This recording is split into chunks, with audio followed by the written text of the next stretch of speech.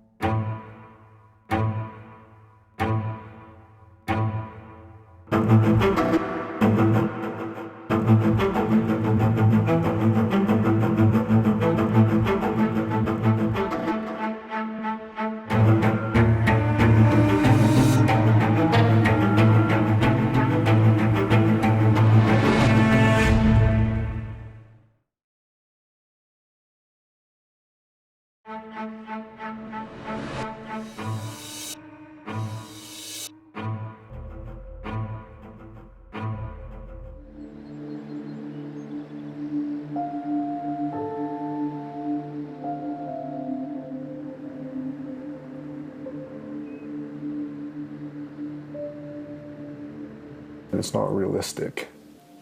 What's going in my head that keeps on piling and piling and piling. 1 month before 18-year-old Conrad Roy took his own life, when the minds of many teens wander to carefree summer days, Conrad's thoughts were more serious, introspective. I need to be comfortable in my skin. Sitting at his computer in his home in Fairhaven, Massachusetts, Conrad recorded his thoughts on coping with his depression. I need to relax. I really do.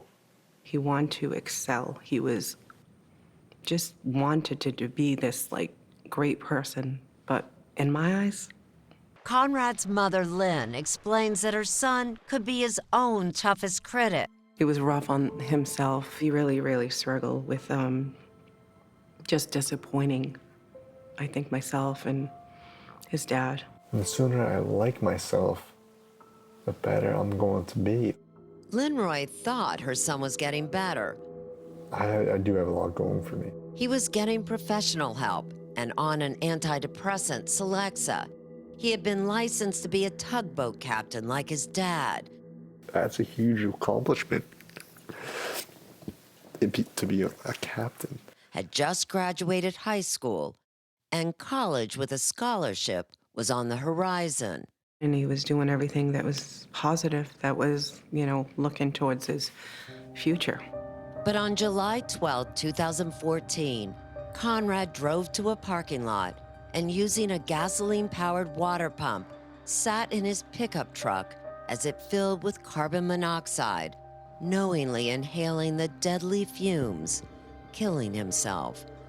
All the while, his friend Michelle Carter, then 17, was encouraging Conrad from more than 30 miles away on her phone to take his own life. I don't understand why you would want someone that was so beautiful inside and out, that had so much, that was such a kind person, to die. How do you describe what this young woman did? I cannot. Only she can. The intersection of the lives of Michelle Carter and Conrad Roy has left a trail of heartbreak and questions about the circumstances that led to such a tragic death. He's one of the kindest persons. He grew up very sensitive, very humble and kind. Happy child. Very happy. Many pictures of him smiling, laughing, until he became a teenager, and I don't know if it was the hormones. He just, became anxious. Conrad was the oldest child in the family with two sisters, Morgan and Camden. Lynn and Conrad's father separated when Conrad was 16, and their divorce hit him especially hard. I think he was just more worried about me. That's what boys do. They worry about their moms a lot. Conrad would confide in his friend Ariana Taylor as they spent hours walking along the water. He wasn't able to explain it to me in a way that I could understand, so he kind of just described it as a darkness and how there would be times where he just kind of wanted to isolate himself from everybody. Conrad's anxiety and self-doubt had troubled Lynn since he was 16. He started having trouble sleeping, and we got him treated. And then he had his first suicide attempt a year after, the age of 17. Conrad had overdosed on acetaminophen. I worked in a psychiatric hospital, and I never imagined that one of my children would have those feelings. Do you think he really intended to kill himself at that point? He did contact a friend. That friend was Ariana. He told me that he was really sick and that his mom had just left and that he wanted her to come back. Ariana immediately got in touch with Conrad's parents, who brought him to the hospital. He told me, Mom, I will never do that again. He was sorry. And I was sorry as well that he felt that way. The fact that he wanted you to call his mother, what does that say to you? It just says that he was calling out for help. That he didn't actually mean what he was doing, but he really needed help, and that this was the only way he kind of thought that he would really get help. And that help seemed to be working. He actually was getting a lot better. He told me about how he was going out. He was going to, the high school parties and just hanging out with everybody. I was like, that's amazing. Michelle Carter was another friend of Conrad's. They met in 2012 while both were vacationing in Florida. Conrad and his sisters were visiting relatives who happened to know Michelle. How would you describe Michelle? Friendly? Yeah, she's really friendly. She always made Conrad laugh. As it turned out, Michelle lived just a few towns over from the Roys in Massachusetts, and the relationship continued after the vacation. But while Michelle called Conrad her boyfriend, his family says the two rarely saw each other, and like so many teens, their interactions were mostly over text messages. Had your son ever mentioned Michelle Carter? Yes. After they met in Florida, I met her 2013 at his baseball game, and that was the only time I ever met her. Second time was at his wake. Michelle and Conrad shared something in common that Lynn did not know. Michelle had her own struggles, including an eating disorder, and both teens at times took antidepressants. You know, probably the attraction was they both had their issues. Softball coach Ed McFarland has known Michelle Carter and her family for a decade. The Michelle he knows is an ideal teammate. I've never seen her do a mean thing. I've never seen her be mean. Michelle's high school yearbook paints a picture of an active, well-liked student, one voted class clown, and most likely to brighten your day. But that would not be how her actions would be described on the last day of Conrad's life. That day started out seemingly happy for Conrad, spending time with his family. That morning on the 12th, what was his mood like? It was fine. He wanted to, go to the beach with the girls. While there, Camden at one point noticed her brother sitting alone, texting. Did you know who he was texting with? No. Now you think he was texting with Michelle Carter. Yeah. But you didn't know that at the time. And what was his demeanor? I don't know, he kind of seemed like anxious, like when he was like texting. Conrad then took his sisters out for ice cream, where his mood seemed to lift. And when you think back on that, would you have ever guessed there was anything wrong that afternoon? No. After going home, Conrad left at about 6 p.m., telling his mother he was going to see a friend. And I asked him if he was going to be back for dinner, and he said he didn't think so, and that was the last words that he spoke to me.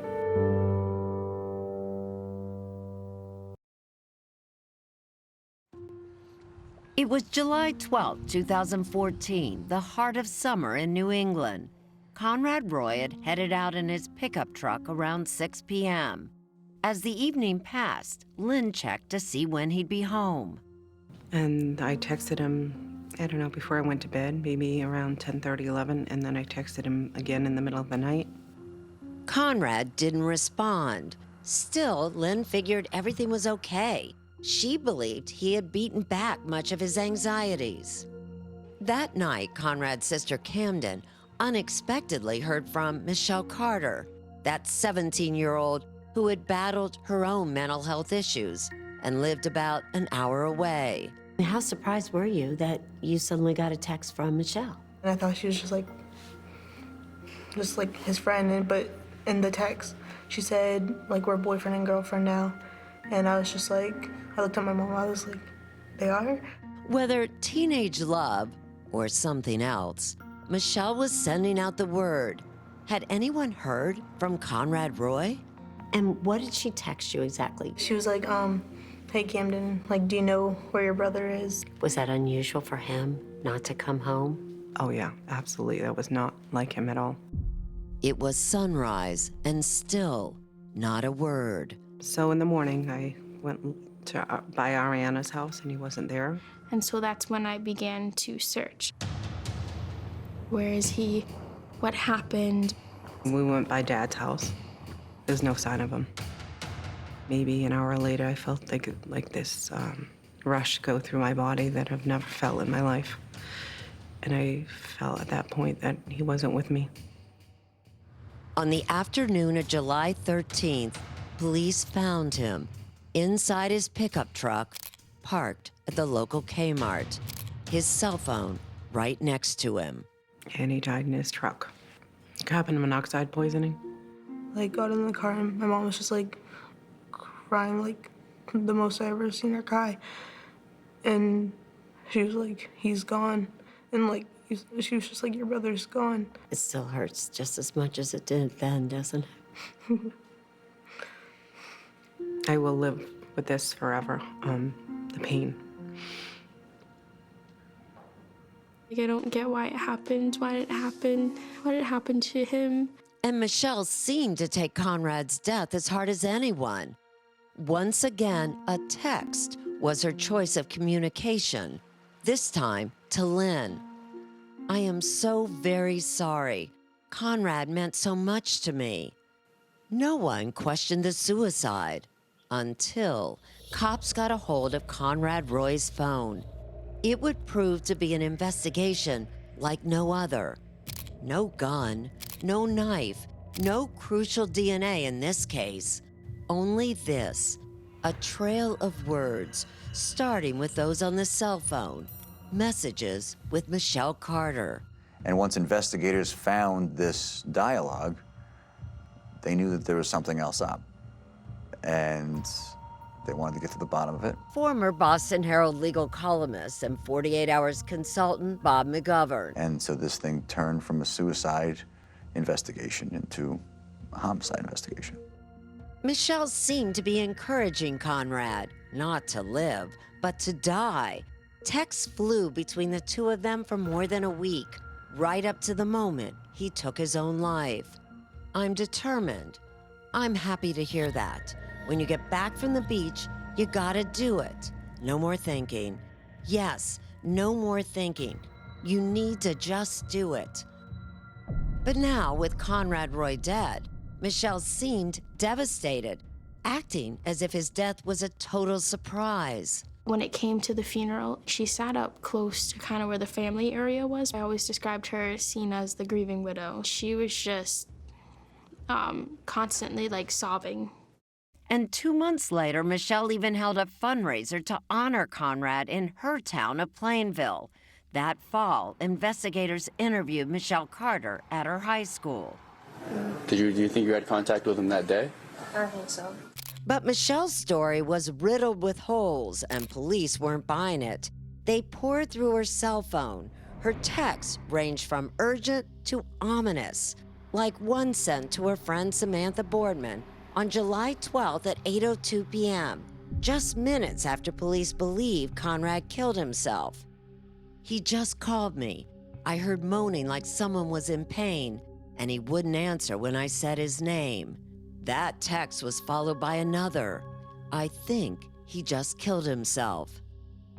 Michelle was texting her friend, but what she wasn't doing was calling for help.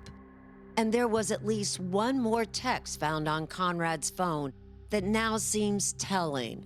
Only moments before he died, Michelle asked him this: "Did you delete the messages?" Police would extract more than 1,000 deleted text messages between Conrad and Michelle. Some showed his fear and reluctance to take his life on the very day he died. I don't know, I'm freaking out again. I do want to, but like I'm freaking out for my family.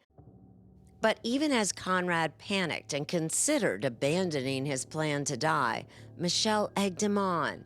She described it to her friend Samantha that September in this text. "Sam, his death is my fault. Like, honestly, I could have stopped him.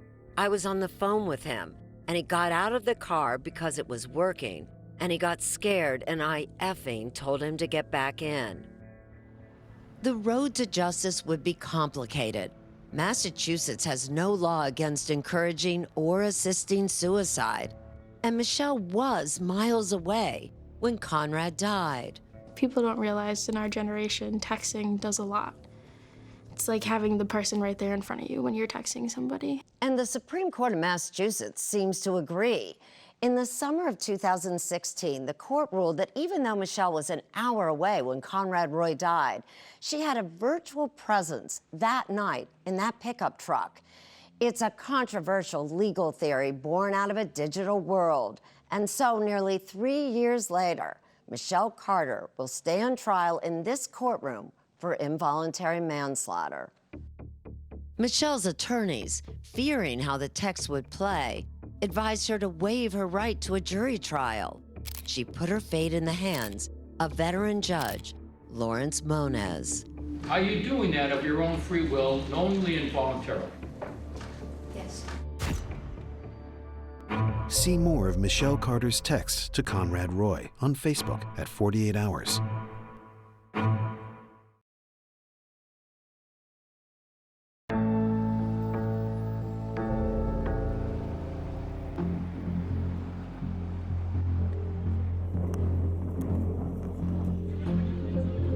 She assisted and devised and advised and planned his suicide. Inside this Massachusetts courtroom, Michelle Carter, now 20 years old, looks more like a prep school student than a criminal defendant.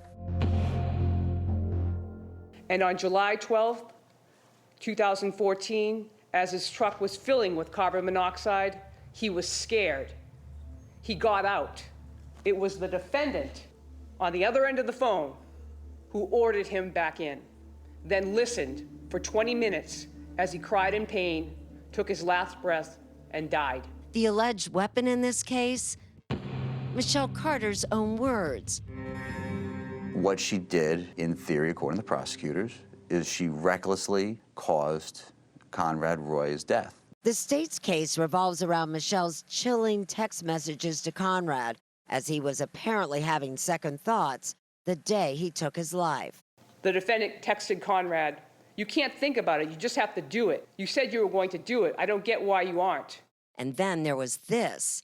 10 days before he died, Michelle sent him this text message assuring him not to worry about his family's feelings. Yeah, they'll probably blame themselves for a while, but they will get over it and learn to accept it, a notion that baffles and upsets Conrad's mother. I think she needs to be held responsible for her actions because she knew exactly what she was doing. Lynn Roy testified that on the last day of his life, Conrad was in a good frame of mind. He was eating tortilla chips and guacamole on the way to the beach. In July of 2014, did he ever mention he wanted to harm himself? No. I knew he was a little depressed, but I thought he was doing great. But prosecutors contend that Michelle and her incessant texting had immense influence over Conrad, even though Michelle was more than 30 miles away from him when he took his life. That her virtual presence caused him to do it. She helped him devise a plan to kill himself using a combustion engine to poison himself with carbon monoxide gas. Michelle sent Conrad this text message: "I'm not going to sleep until you are in the car with a generator on."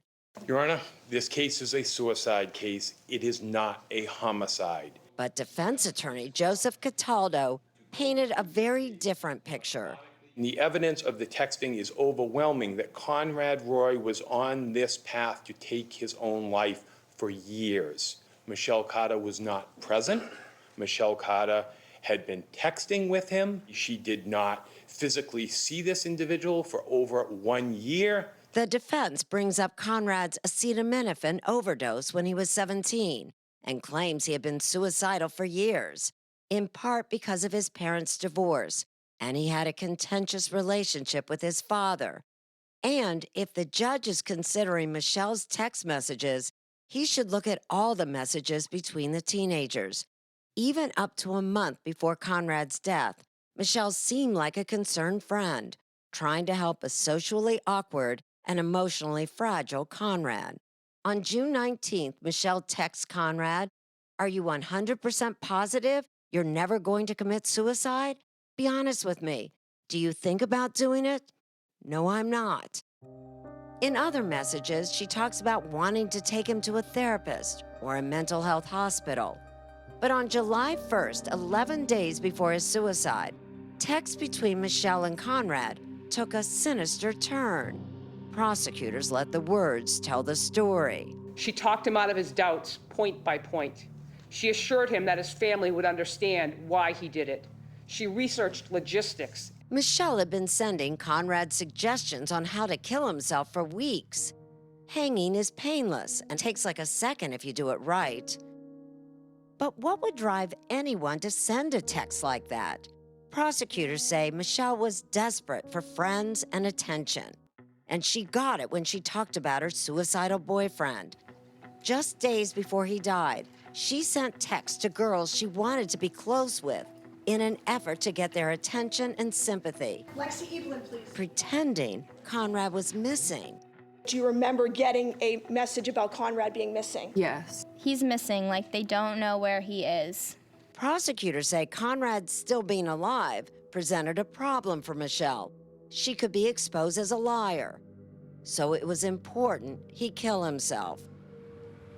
On July 12th, the night he did take his life, Conrad drove to a Kmart parking lot and texted Michelle, "Leaving now. Okay, you can do this. Okay, I'm almost there."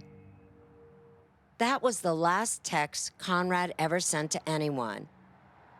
But there was also a 46-minute phone call. Michelle called him. She was the last person to speak with him. After that call ended, Michelle texted her friend Samantha.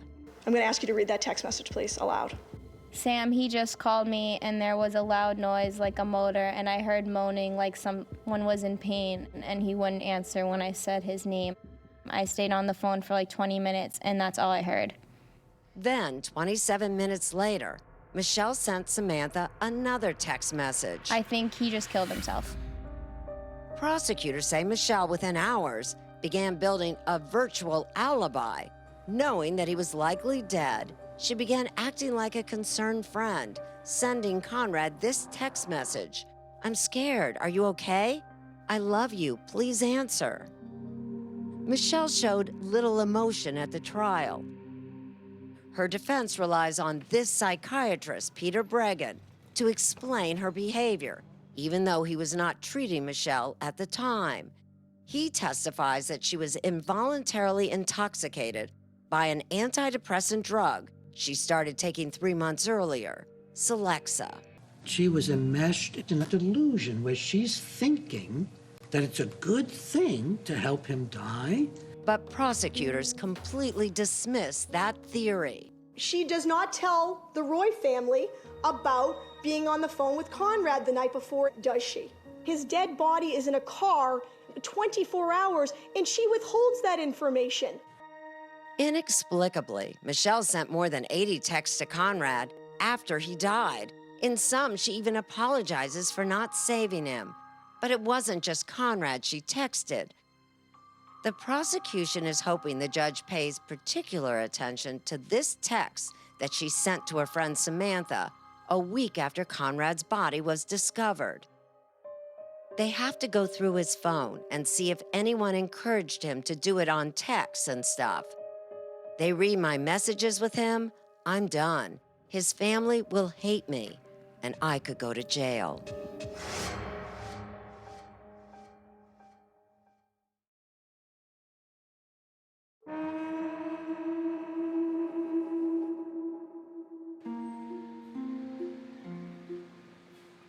Her actions, Your Honor, on July 12, 2014, caused the death of Conrad Roy.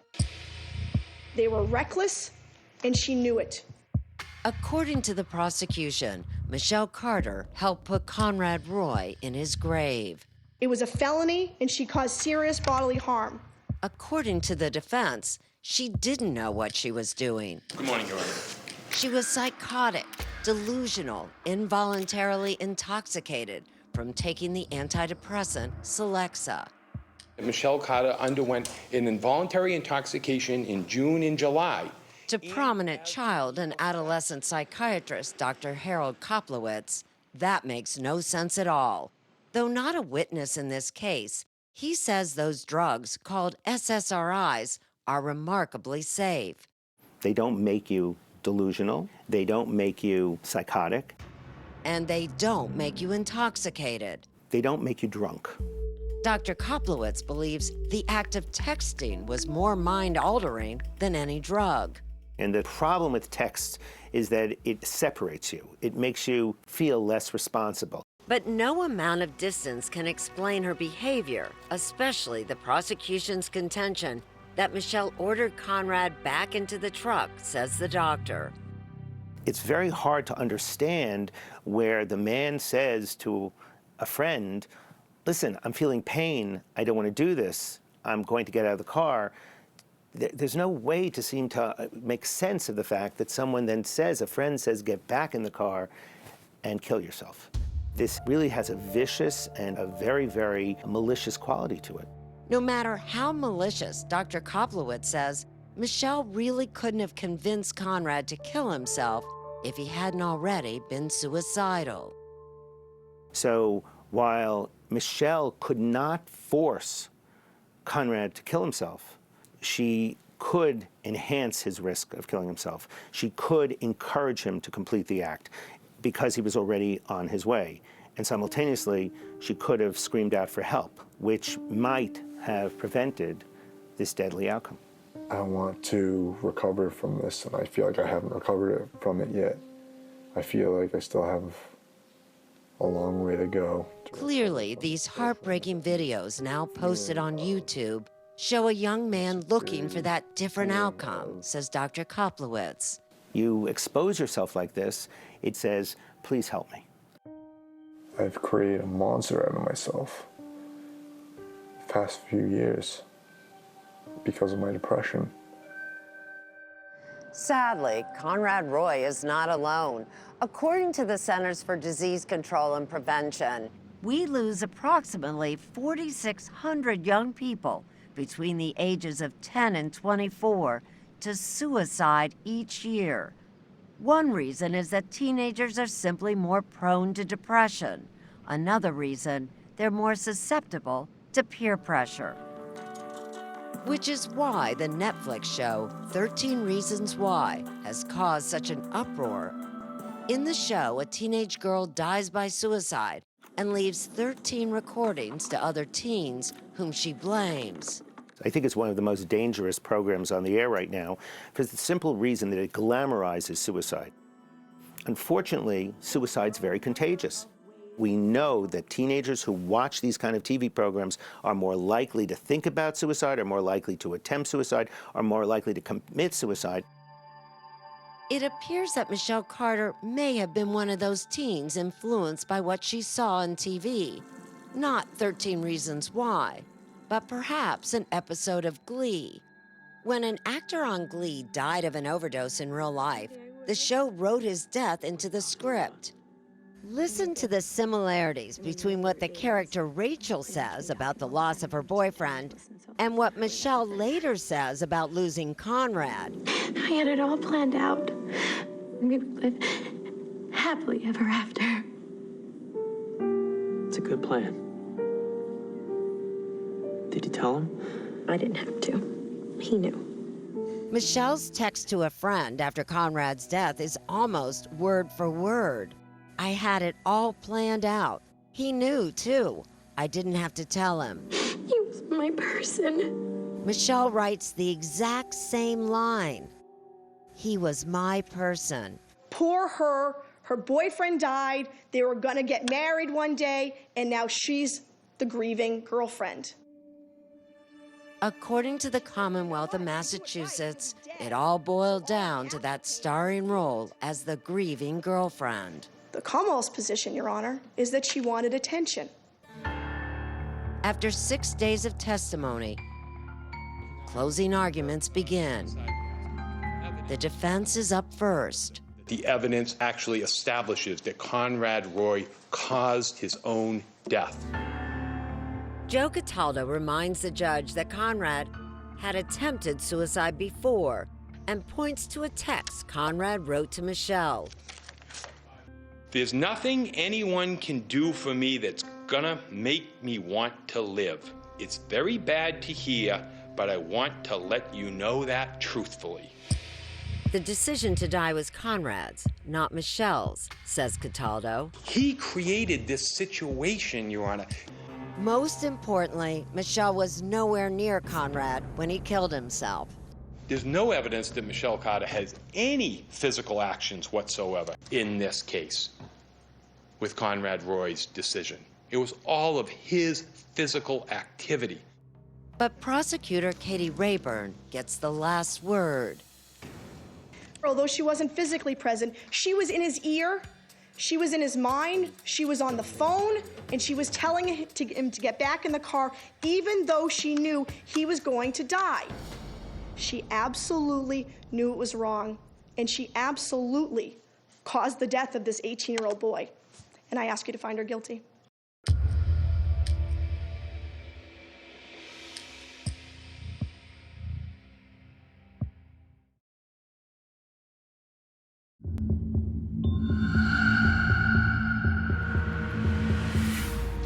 Three days after Judge Moniz began his deliberations, two families prepared themselves for his verdict. Mr. Roy. For the Carter family, freedom is at stake. For the Roys, it's about justice for their son. She instructs Mr. Roy to get back into the truck, well knowing of all of the feelings that he has exchanged with her, his ambiguities, his fears, his concerns. The judge said Carter caused a dangerous environment, and under Massachusetts law, she had a duty to save him. She called no one. She did not issue a simple additional instruction: get out of the truck. Ms. Carter, please stand. This court, having reviewed the evidence and applied the law thereto, now finds you guilty on the indictment charging you with the involuntary manslaughter of the person Conrad Roy III. Guilty. A verdict that is groundbreaking in terms of recognizing the deadly power of words, but one that leaves no winners, just heartbreak. I know we all wish that he had the opportunity to grow up into adulthood, to become a tugboat captain, and to enjoy his future. Nearly 7 weeks after being convicted, Michelle Carter, who is out on bail, arrives for sentencing, where hostile words greet her. She could face 20 years in prison. Please remain standing for one moment while you are sworn. First, Conrad's father and sister recall a life cut short. Not a day goes by without him being my first thought waking up and my last thought going to bed. Michelle Carter exploited my son's weaknesses and used him as a pawn in her own well-being. She has not shown any remorse. Where was her humanity? The prosecutor reads a statement from Conrad's mother, Lynn, who found it too difficult to speak. I do not know where to begin. I pray that his death will save lives someday. Lynn wants to make it a crime to encourage suicide. I pray that a law comes forth so that another mother does not have to endure what I am. I do not believe that another can go on to encourage someone to take their life, and it can be okay. The prosecution asks that Carter serve 7 to 12 years behind bars.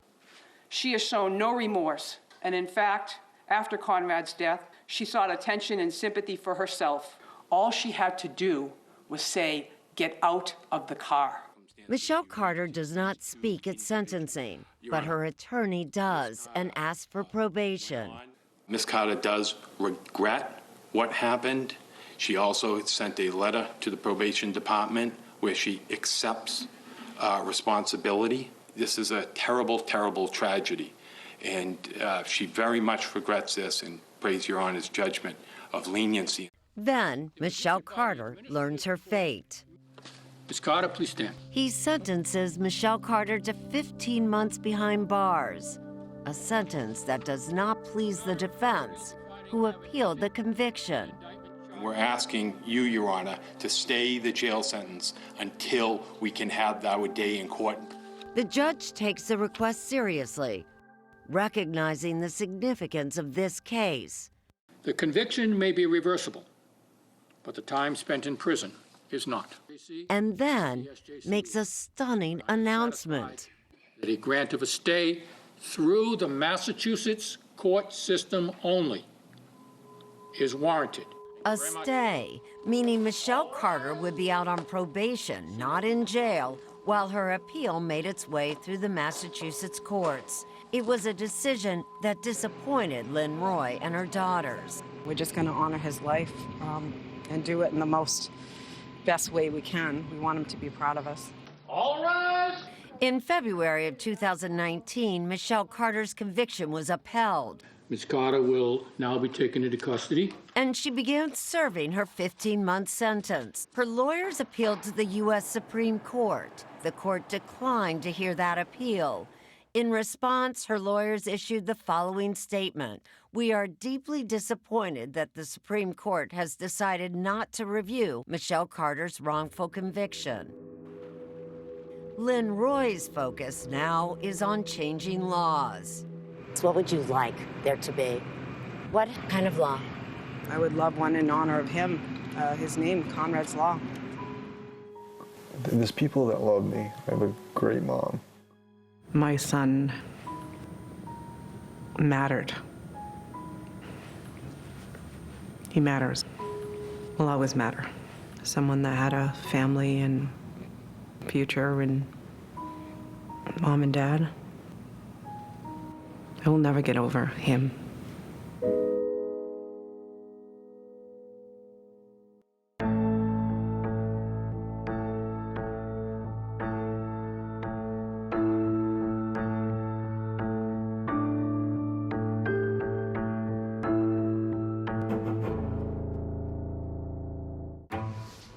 A beautiful ballerina, a troubled marriage, a deadly confrontation. She tells the neighbor, I shot Doug in self-defense. Was she genuinely afraid or just trying to get her way? Underneath those white feathers, she's an evil woman. She's the Black Swan. 48 Hours, Saturday at 10/9 Central on CBS.